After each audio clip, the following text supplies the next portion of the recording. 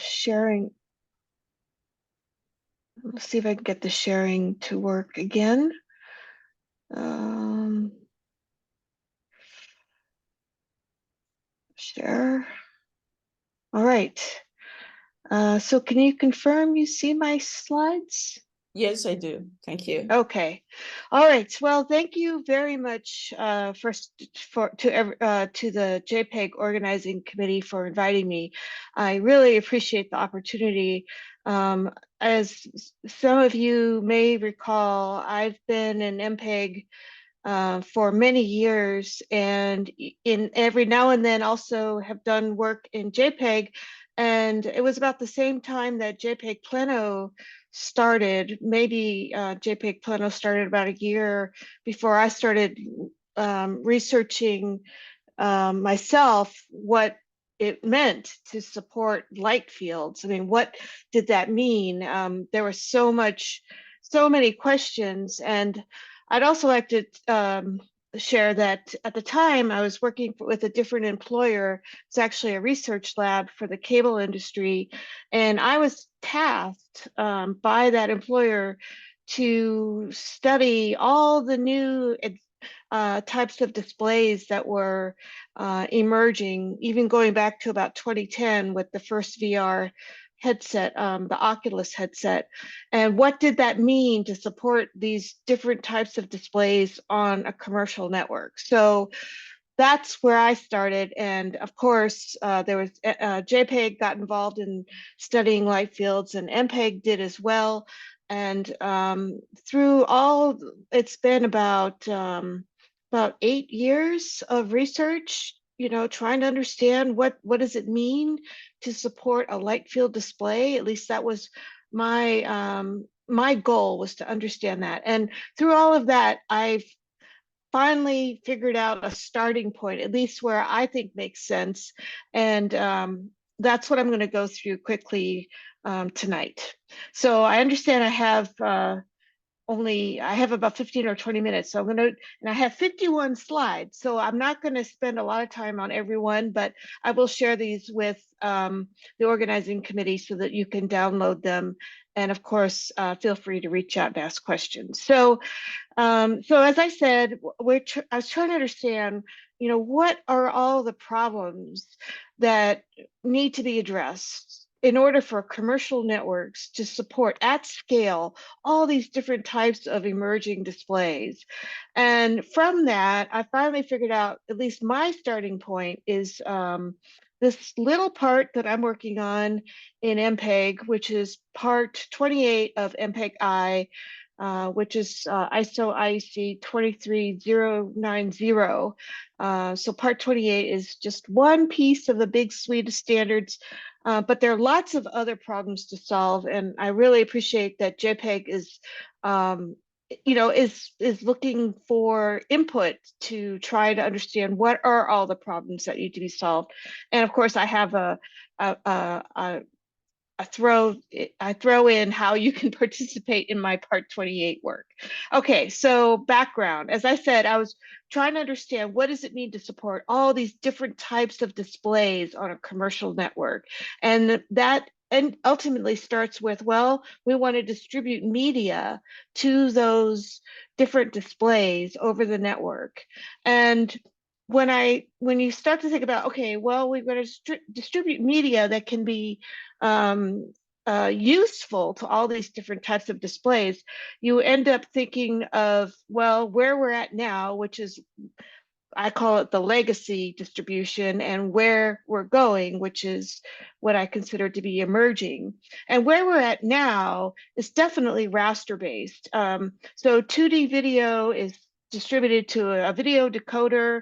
There's a lot of regulation by governments over including captions and other requirements for privacy, and there are lots of standards that define that infrastructure. And of course, but ultimately, the common factor here is that all of the displays are based on what I call screen technologies. And where we're headed, I think we're headed towards distributing media that can be used in more of a closed systems, maybe application based, and maybe less, broadcast, but more application based. I think that the applications will be deployed with a renderer technology. Currently, all the displays are still screen based, but there are no distribution standards for targeting a renderer, uh, which of course a renderer is needed when we want to distribute 3D models.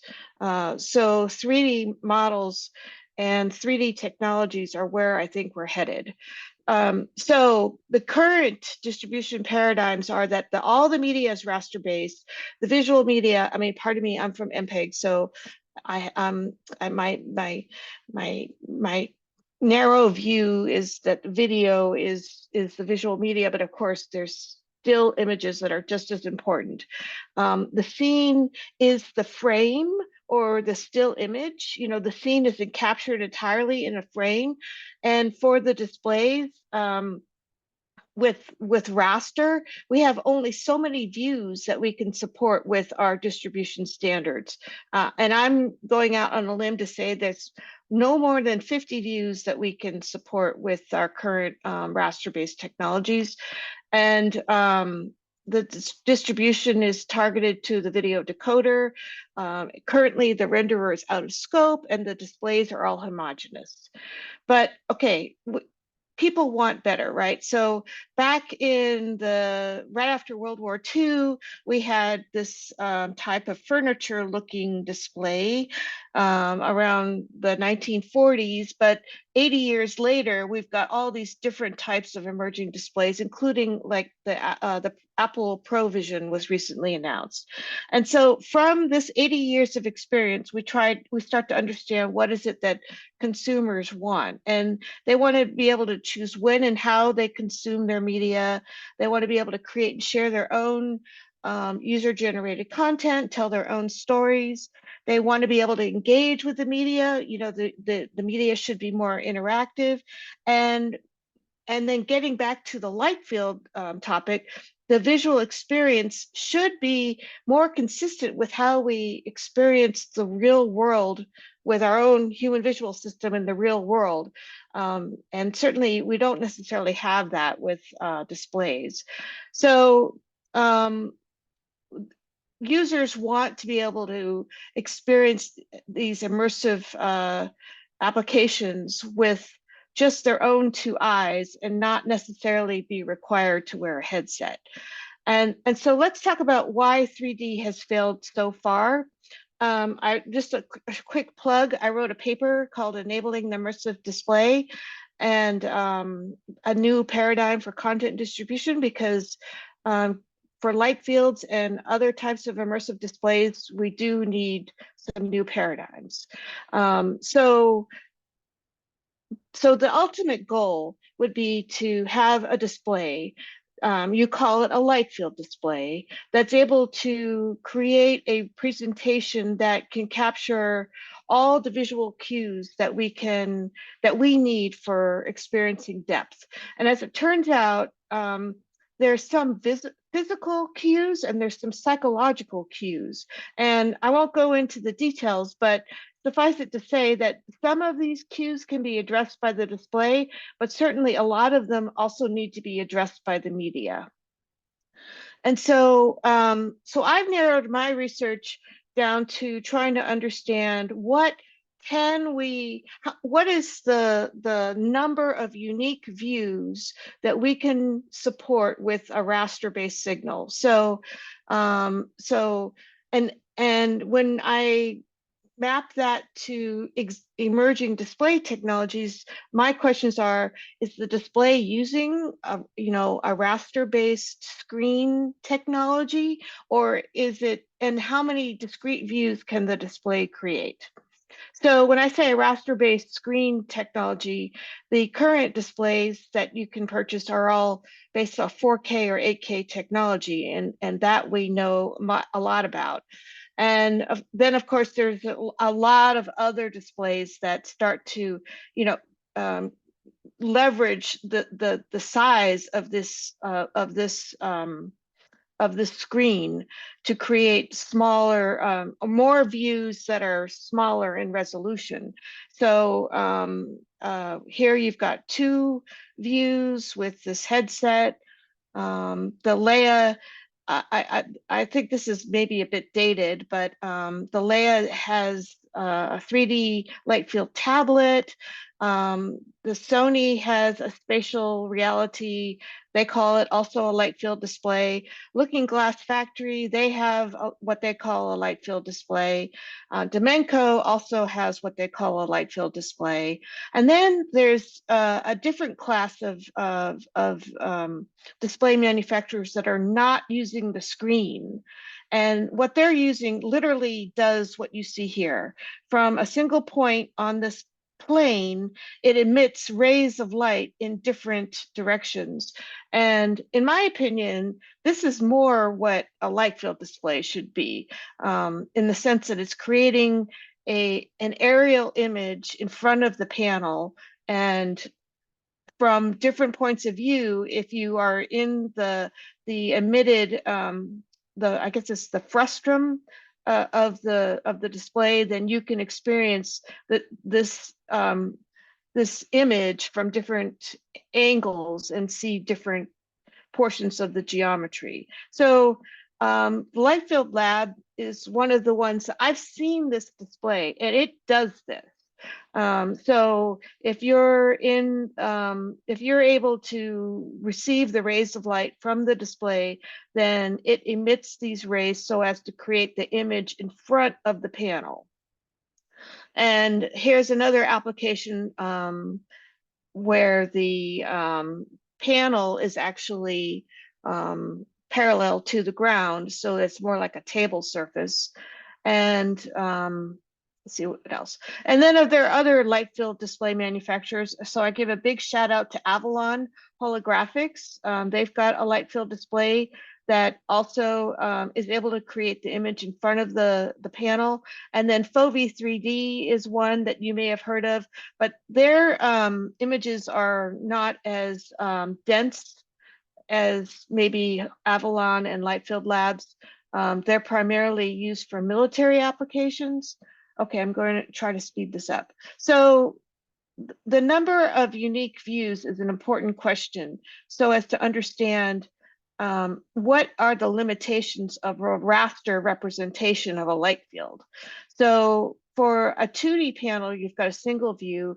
For a VR head-mounted display, you've got left and right eye views. The Leia tablet at the minimum has 4, but maybe not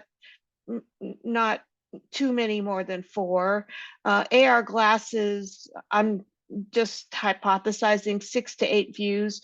The Looking Glass Factory has 45 separate views for their 8K display. Their portrait display can support up to 100 unique views. The Avalon holographic display can support several thousands of views, and the Light Field Lab still also several thousands of views. So I think the point is, what can we do with raster? And here's where I've drawn the line to say that, you know, somewhere around 50 unique views, the capabilities of a raster signal breaks down. It just was never meant to carry all that information needed to create all these views. And so this is where we start talking about synthetic media, and the need to be able to distribute the real 3D types to a renderer that can recreate the geometry and allow the renderer to be customized to the unique fingerprint or the capabilities of each display. So so here, an architecture for if we consider this architecture, this is an existing architecture summarized for distribution of 2D video. So basically, you got a 2D video signal that comes in from either a live feed or an on-demand mezzanine format, like maybe Netflix would be here, and broadcast would be up here, and a transcoder that does whatever it needs to do to make the video into a package that can then be distributed over a network to various 2D displays. And there's a chat here done. But so Peter had a comment to me, and I'm not sure what he was trying to say, but I'll move on. Okay. Oh, I'm done, meaning that I should stop. Okay. All right. No, Ariane, sorry. Please go ahead. I send it wrongly to you. It was Okay. So if we were to say, okay, we don't want to be distributing raster necessarily, maybe we want to distribute like things that are 3D model based. So that architecture is very different. And I'll go into that a little bit. But in the end, the client that receives the 3D models would be sending them over a network into a media rendering component.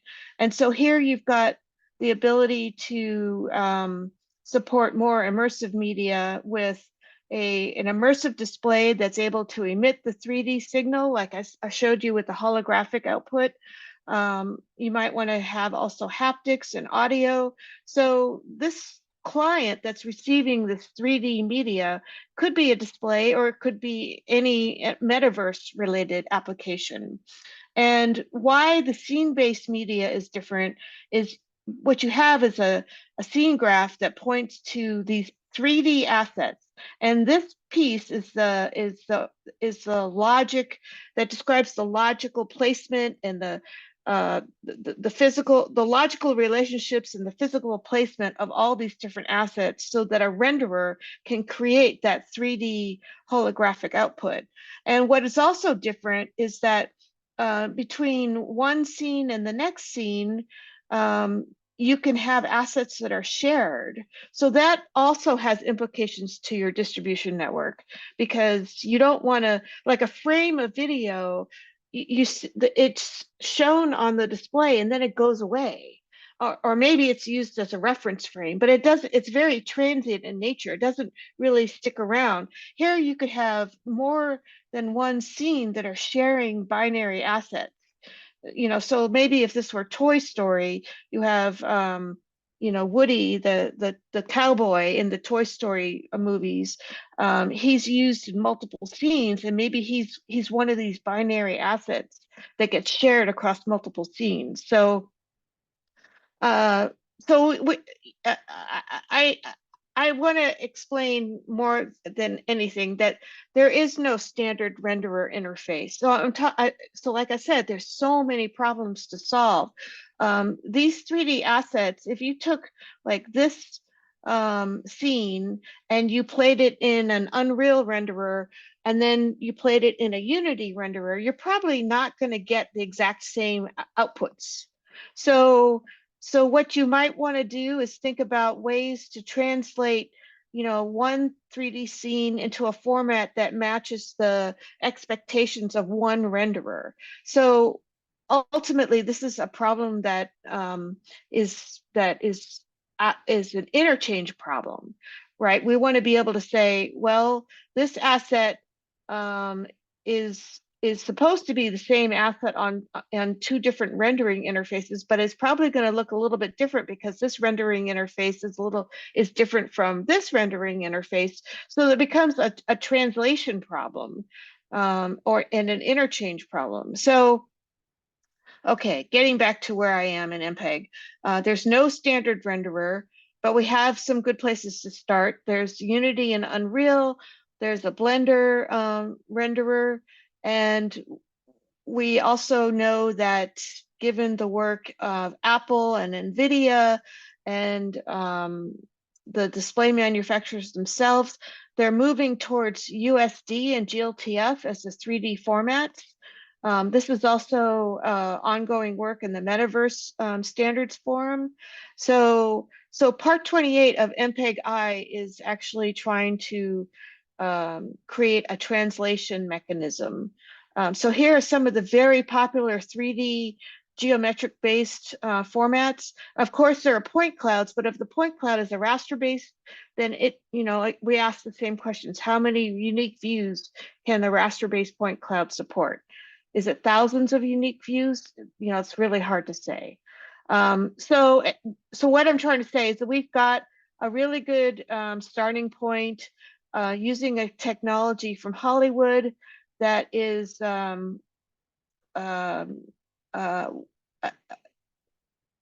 I should go back a little bit. This ITMF is a technology that's used in Hollywood. It has the ability to support all the different 3D model formats. And what we're building in MPEG is a translation. So there's like 1,000 different pieces of metadata in this Hollywood spec that's based off a Hollywood technology that we're using to create that translation, so that we can identify, so that we can send a specific 3D asset to a renderer and customize it to be used for the particular renderer. So we have in part 28, it's all about, as I said, interchange. We have different systems to describe lighting, camera, textures, geometry, the surface properties, many different types of metadata. And we use this as a basis for interchange. So if you have a scene graph, then you would annotate it with the IMS metadata, our part 28 metadata. We include hypothetical render semantics, hypothetical translation process, normative mapping to USD, and normative mapping to GLTF, and informative mappings to Unreal Engine, and ultimately Unity. So the takeaways is there is no standard raster display for light fields. Each immersive display is unique. You cannot develop a standard raster-based solution for immersive displays. Standard-based distribution of 3D assets will be essential for the support of a variety of immersive applications and displays. Again, do not distribute raster, and don't try to distribute anything that is specific to a particular application.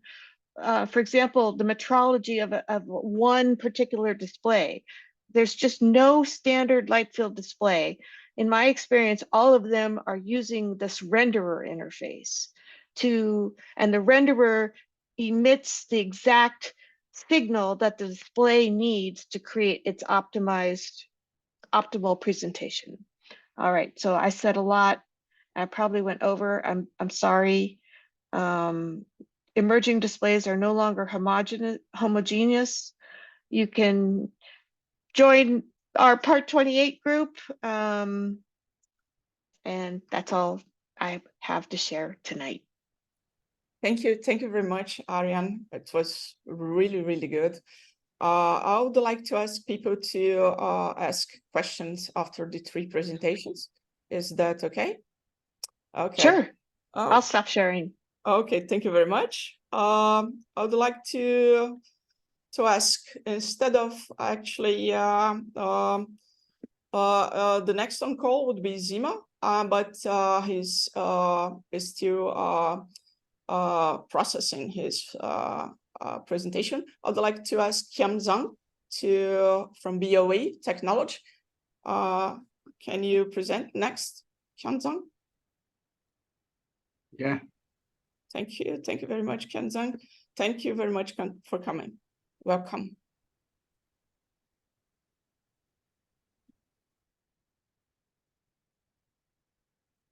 Can you see my screen? Yes, I can. Thank you. Dear JPEG experts, this is Qian Zhang from BOE Technology. Very honored to have this opportunity to participate in this JPEG light field industry workshop. Thanks to Color for organizing, and thanks Arena for sharing, and thanks Shenyang for contacting. Before the presentation, I'd like to introduce my company first. BOE Technology is a global leading semiconductor display company. And last year we shipped the most LCD panels for smartphones, tablets, notebooks, and monitor and TV. And Shiyan Tech is our subsidiary company focusing on brand new light field 3D display products. On the basis of BOE's top manufacturing technique, we developed a unique system solution for light field 3D display, which brings excellent viewing quality that we never had before. So back to the topic, we've been paying close attention to 3D display, the auto stereoscopic display industry. This industry grew up so fast thanks to the needs from 3D modeling, 3D digital twins, and content production support. I'd like to quote some data from the CAIRN report. It is reported that the investment scale of the auto stereoscopic industry is predicted to be 148 million in 2026 only in the China market. And combined growth rate of this investment is predicted to be 5.31 from 2021 to 2026. So there definitely be a big future to the auto stereoscopic industry. When the naked eye 3D is gradually got popular by the market, we found out there are some facts that are preventing customers using naked eye 3D devices. The first one is the dizziness and eye strain. After our research, the fundamental reason is actually the crosstalk. And also, if low resolution images are used for one eye in naked eye 3D display, it will cause discomfort. Another common issue is 3D effect is not clear. The reason of this situation is also the crosstalk. Theoretically speaking, if we give two picture with bigger viewer difference, we will get more clear 3D effect. But with the traditional auto stereoscopic design, the crosstalk of the display is very big. The consequences are when we're giving a dual view with too much parallax, our eyes will not be able to bear it. So this issue is the main constraint on giving the user an immersive 3D experience. And we also found out that the current naked eye 3D product only allows you to put your head at one certain position. The interaction between the display and the user are through keyboards, mouse, wireless controller. Actually, we can't ignore that actually head movements could be a direct way to interact with the display. So for the ultimate visual experience, we developed our light field display solutions, SY Spaces. We announced our product firstly for the first time at SID in June this year. And so far we have demonstrated this product to many customers and in many exhibitions. Almost all the viewers give very positive feedbacks on our 3D effect. The Spaces S320-1P is a naked eye light field 3D monitor with single viewer. It got a 32-inch screen, and for each eye, it has a 4K retina level resolution. The color spaces can cover 99% of P3 range, and its luminance comes to 700 nits, and it also can achieve the motion parallax by using embedded sensors to do eye tracking and head tracking. To get the ultimate comfort experience, the special bandwidth product of this product goes to 130 million, which is equivalent to 16K resolution display. So the high quality light field image could be present in front of your eyes. Compared to the traditional display with a 4K resolution display panel, the SBP only about 8 million. So it's a big difference. And when coming to the 3D effect, the depth of the field range could be 2 meters. It's conservatively speaking, because in some interactive scenario, the object your eyes are focusing could present right in front of your face, and by high quality light field image reconstruction, you can focus far into the screen. With our unique solution, X can extend the comfort view range from a single spot to about 30-degree horizontally, and comfortable distance between the panel and the eye could be about 0.6 meter to 1.5 meter. Your head can move freely in front of the display and experience the exciting motion parallax effect. And our product can realize ultra high quality display by our optical solution. We are the world first to achieve the retina level light field 3D display in this industry with precisely control of the light rays. The more effect and crosstalk can be reduced effectively. In our display industry, generally speaking, when the crosstalk is reduced, the more effect will be increased. This is a kind of a trade-off relationship between crosstalk and more. In our Shiyan system, we solved the crosstalk and more issue for the first time technically, so that we can achieve both low crosstalk and low more. We tried very hard on the simulates display when the user switch one view to another. The camera tracks the user's eye precisely, and the display can interact in real time and achieve a millisecond level system response. I'd very much like to share some use cases that we are developing, but our company is positioned as a 2B company, and the cooperation, the practice with our customers are still in the development stage, and many use cases are still in confidential. But what we can guarantee is we are providing high-level productivity tool to our industry partners, such as in medical imaging, industrial design, scientific research, and education. If you want to know more about our product in more detail, I give a contact of our marketing manager. Feel free to contact. Thank you. Thank you very much, Kian-san. Questions? Thank you very much for your presentation. Thank you very much. I would like to ask you, I'll share my screen just to show you.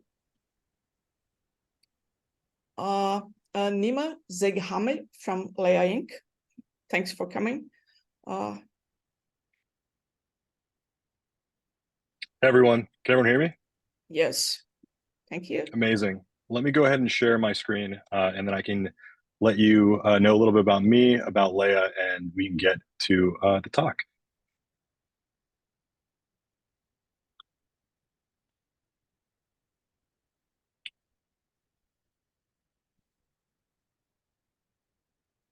Can everyone see the talk? Actually, no. We can see Nima has started screen sharing. Yeah.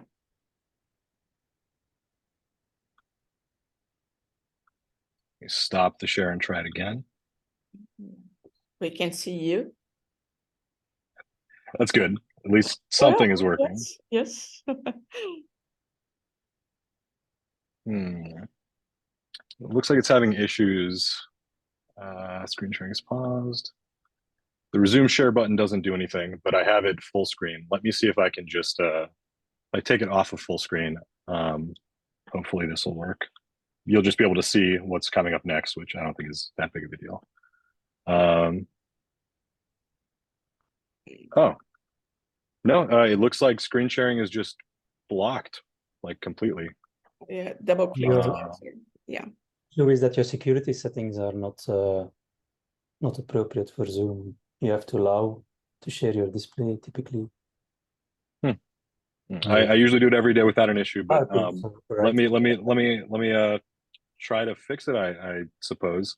I don't really see another way to do the presentation unless I can get this going. What if I do, instead of just having a single window, what if I try the entire desktop view? Tell me if this changes anything.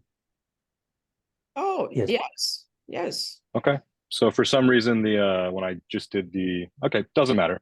Let's get started. Hopefully this is still working. Okay. Hi everyone. My name is Nima. I'm the director of product at Leia. Leia is the world's leading 3D company. We have the most 3D hardware, software, and patents of any company in the world. We recently acquired Dimenco, which was also a huge leader in the space, and we acquired all of Philips patents. I'm going to talk you through my talk, which is extending the JPEG format to flexibly support NVIEW devices and applications. I'm currently in the Leia offices right now in beautiful Menlo Park, California. It's very late at night for me, so I apologize if I seem a little bit tired. Let me go to the next one. So let me tell you what this talk is going to be about.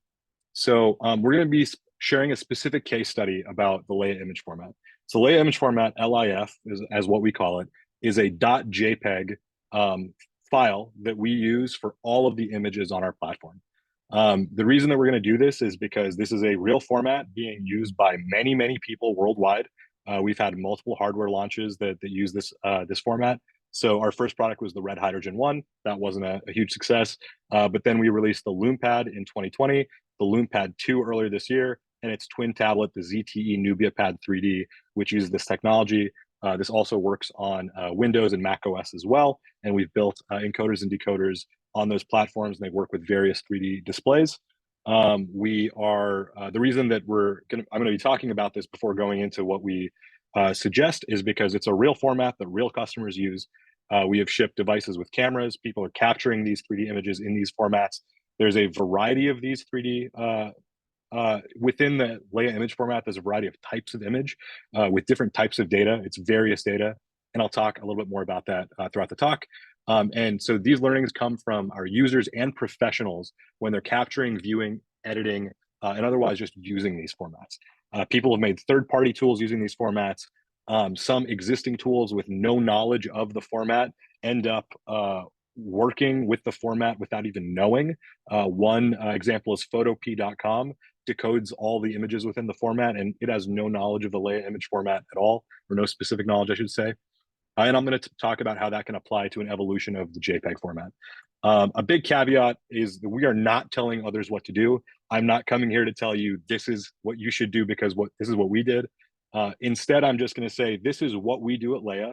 It has worked for us. It has worked for our customers. It has solved lots of major issues that you can think about going into multi-view imagery. It solves a lot of issues with existing 3D formats, which I'll get into in a little bit. And it solves a lot of massive problems like backwards compatibility.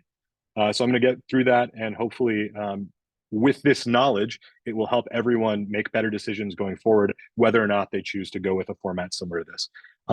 Our solution is focused on the mass market. It's not going to cover every single edge case. I think there's lots of use cases, especially in light field, planoptic, many view imagery. Like if you have hundreds or thousands of images, that this just probably doesn't make a lot of sense.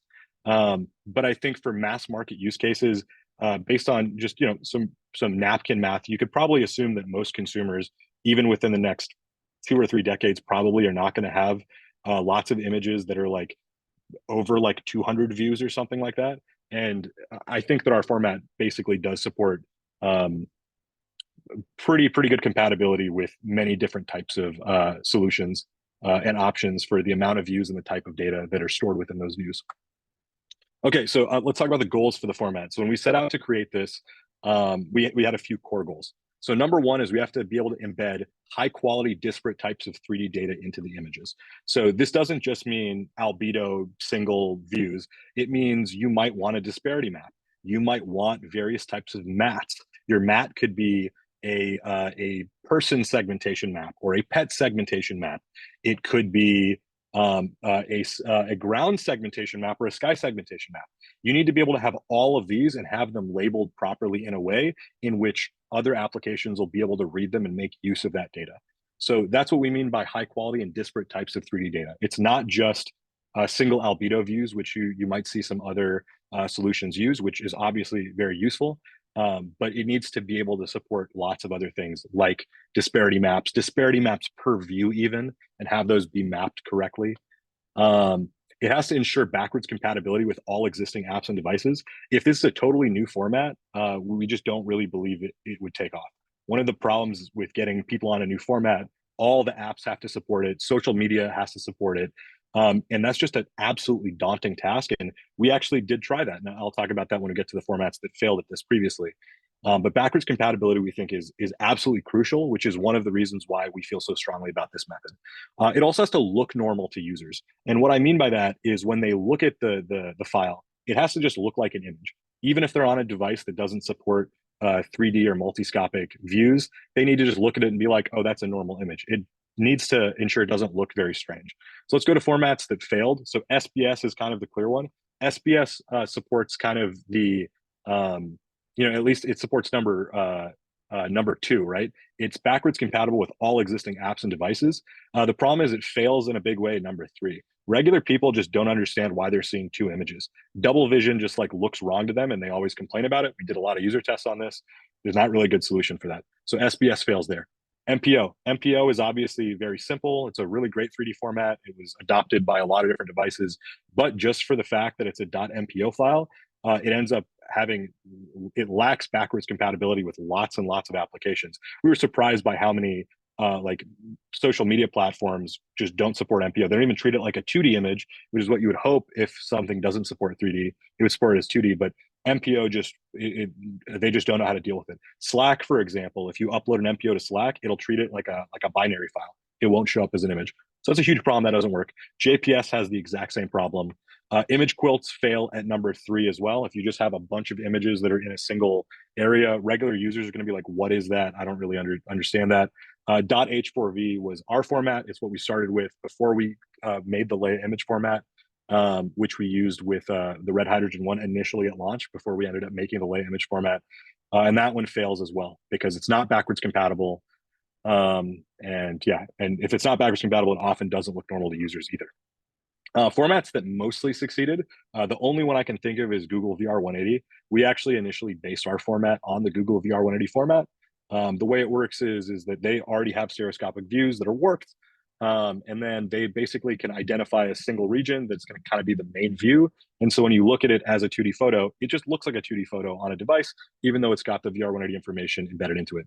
The video format doesn't work that way, but the photo format does. So we think that they mostly succeeded at what they were doing. Of course, it didn't get super wide adoption. So whether it really succeeded or not is a different question. So let's talk about the internals of a binary format, which is what we're doing. It's pretty simple. To be clear, I'm not an engineer, so I'm going to be very high level. Hopefully it'll those of you who understand this stuff, it'll make a lot more sense. Obviously, a JPEG file, like many other files, has a bunch of bits inside of it, and there's a marker that says it's the end of the image. You're going to end up getting binary data that comes afterwards, where you're able to put multiple other views inside of that. So basically, everything after that is going to be ignored by all existing programs, and you're able to put your additional views. You're able to tag them however you want, put whatever metadata you want to describe that, and it comes after that. Now, there is one big issue with this, which I'm sure that all of you are aware of, which is that if an application goes to compress the image, oftentimes it's going to throw away all that extra data.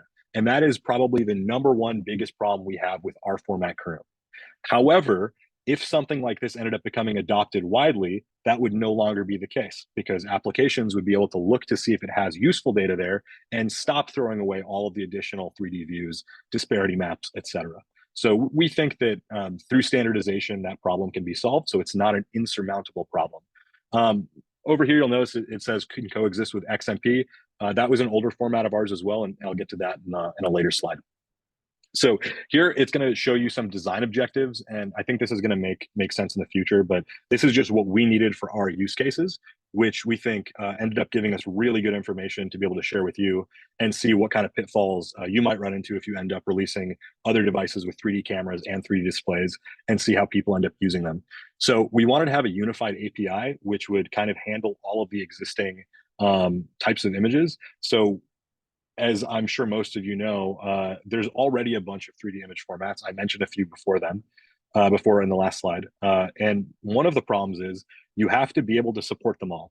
Ultimately, if you make a new standard and you don't support anything that's existing, no one is going to adopt your device or your platform that uses the new standard. You have to support all of the legacy formats as well as anything new that you put on there. So one of our goals was to have a single way to decode all the different formats. So that's going to include 2x1 that we have up there is SBS. We do both half width and full width. 2x2 is an image quilt format that we had for our 4-view displays, including the red hydrogen one, the LoomPad. Those were 4-view. They were actually 16-view, 4x4 view, like light field type displays. We don't really do that anymore. We went to auto multiscopic with head tracking. And then our XMP format, which was kind of the H4V that I mentioned, the .H4V. And then the H4V binary, which ended up turning into the Leia image format. So we wanted a single way to decode all that. So we created APIs for that. We also want to have support for future devices. So you never know what the needs of the consumer or the needs of a partner or the needs of just users in the future are going to be. And so you want to create something it's pretty extensible. You want the ability to be able to change what is supported at any given time. So our ideas at the time were we want to make an 8-view light field display. We did eventually make that product. L-shaped multi-view camera on a Leia phone. We didn't make that product in the past, but we're currently working on that with a few partners now, which would allow for different offsets depending on whether the camera is in portrait or landscape. So if it's in portrait, you might have 2 sensors right there that are like at let's say a 15 millimeter disparity. And then when you turn it, you use one of those sensors again with another match sensor that's at like a 40 millimeter disparity baseline or something like that. So that's also one of the options. You want to be able to support all of those. You want it to be straightforward for others to integrate. So if you need everyone to re-implement their own implementation of your encoder and decoder, you're probably not going to see a lot of adoption.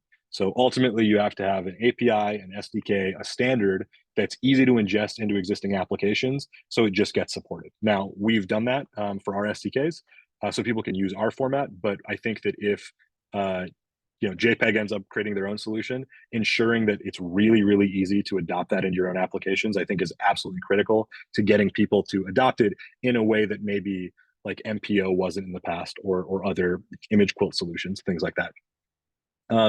And yeah, we also needed it to be powerful for our internal customers. So we have a variety of apps. Leia Player is our media player. Leia Cam is our camera application that takes 3D pictures. Leia Pix is our 3D social media sharing site, which has, it might be the most popular 3D social network in the world. And we need all of our tools to be powerful enough for those applications.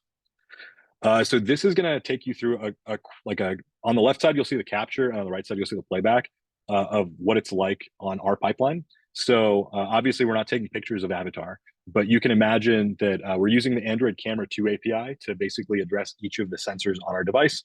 Most of our devices now have 2 3D cameras. They have one on the rear and one on the front. The front one is normally used for video chat, but it can also be used for capturing for selfies, etc. But basically, you're addressing each of them, and you need to be able to capture each of those images and then stitch them together into some sort of format.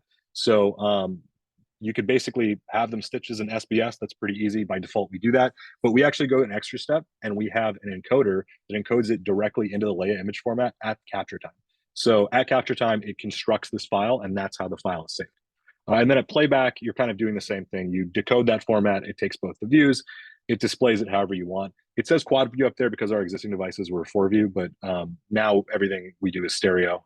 So that's not really relevant, but you can imagine the quad view is, you could extrapolate that to like many multi-view planoptic displays, etc. Basically, you're just taking whatever amount of views you have and extrapolating what you need from the rest, using either some heuristic or using AI, whatever you need. We used AI in the past, but yeah, now we don't do that anymore. So encoders and decoders, I don't think I have to get too much into this. I think you guys understand the basic concept of that. So let's talk about some general principles. So you want graceful fallback rather than requiring new decoders. So I think that one's pretty straightforward. You should probably hope that whatever your format is, and as the format evolves, it evolves in such a way that it's still backwards compatible with what the existing format was, which means changes that you make, you hopefully want to make them in such a way where the changes can be ignored. So even if you're adding new information, new types of data, etc., they can just be ignored by the older applications, because requiring people to update their application to support it is just not realistic in many cases. When graceful fallback is not possible, you can bump the major version. So just make it incompatible, make it so that people realize like, oh, like I can't even open this file in this older program. And then on an unexpected file, decoder should return null rather than crash the app. That's of course like a worst case scenario. Okay, so abstractions. Where is the viewpoint, and then how do you manipulate a multi-view image? So I think that there's a few things that are kind of critical to 3D images that 2D images, it doesn't really matter. A 2D image is kind of just like, you could think of it like a single like flat 2D array of like color values, right? But with 3D, you obviously still get that, but you also have where was the image taken and how is that image taken in relation to all of the other views.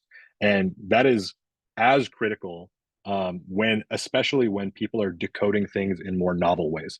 So a lot of our decoding uses ML, and the ML is used to either boost the disparity so that an image that's taken with a very small baseline 3D camera can give you a much more of a depth feeling to it, so you can see that.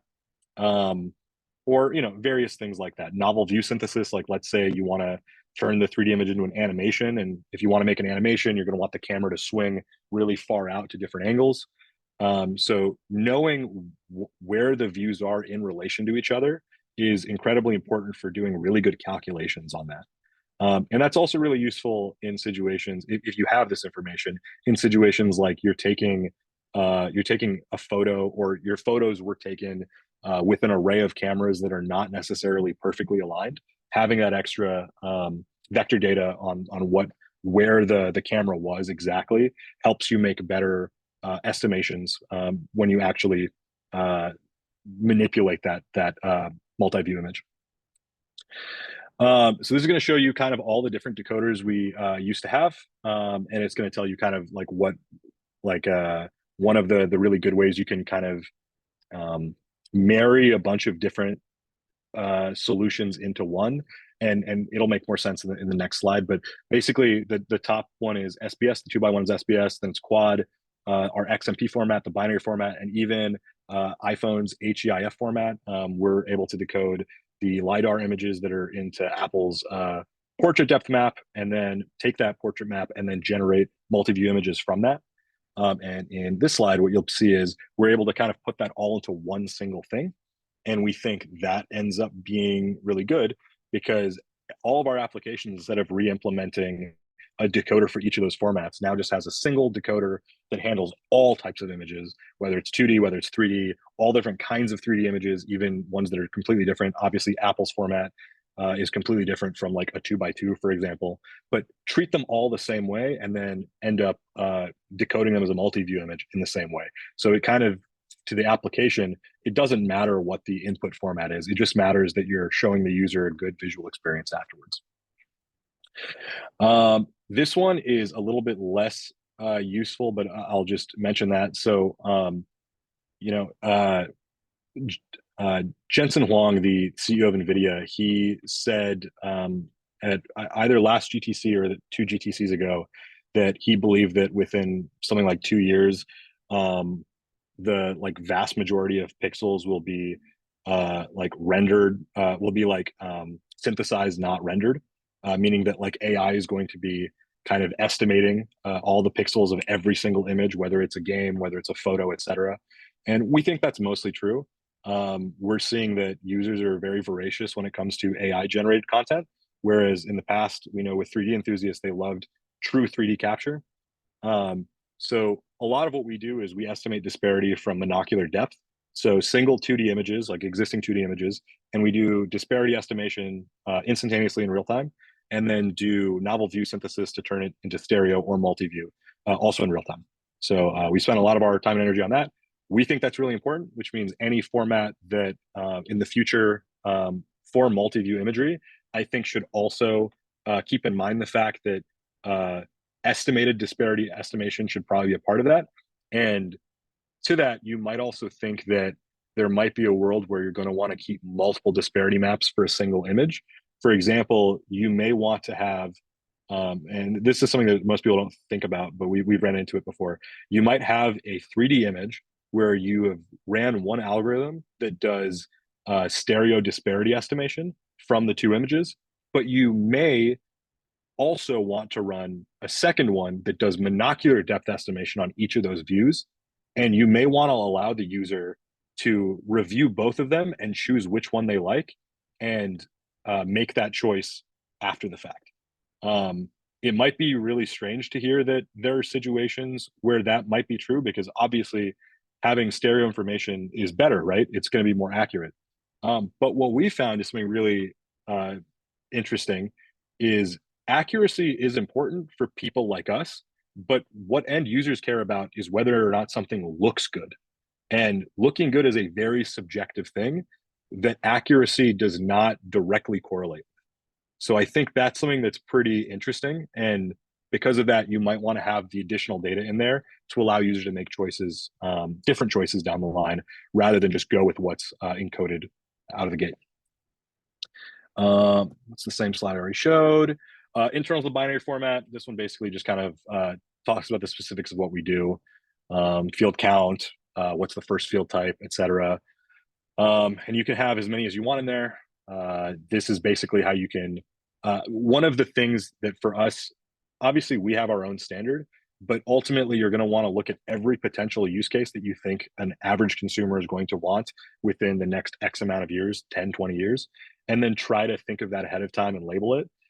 We've already started having issues with that with our video format, which I'm not going to get into here, but let's just say that once you kind of commit to something, it is really hard to change it, and you start having to do some wacky things to kind of append things to the end of it. So you want to get it as right as you can the first time. So measure twice, cut once, as they always say. Viewpoints, this kind of goes through how you can think of where the different viewpoints are and how to encode that information of like where is the virtual camera position of the view, or the physical position if it's a real camera that took the image. And this goes through a little bit of that, rotation as well. L-shaped configurations, like I'd mentioned, and then format compatibility. So this one's a little bit of a joke, but basically in 2018, when we first started working on this, a user captured a photo with a red hydrogen 1. In 2020, people opened the same photo on a LoomPad. And of course, they can open all those photos right now on the LoomPad 2 and our other devices, including the Dimenco displays that Acer uses, Asus uses, Dell is using, that are 3D displays with our software on them. And then in 2077, a user can open it in a neural interface. So the goal really is, how do you create a format that's so forwards compatible that multi-view imagery can continue to be encoded and decoded in that format long term? And use some examples of early images we had. And that is it for my talk. And I would love to answer any questions after, but thank you all so much for taking part in this. Thank you very much, Nima. I'll stop recording now.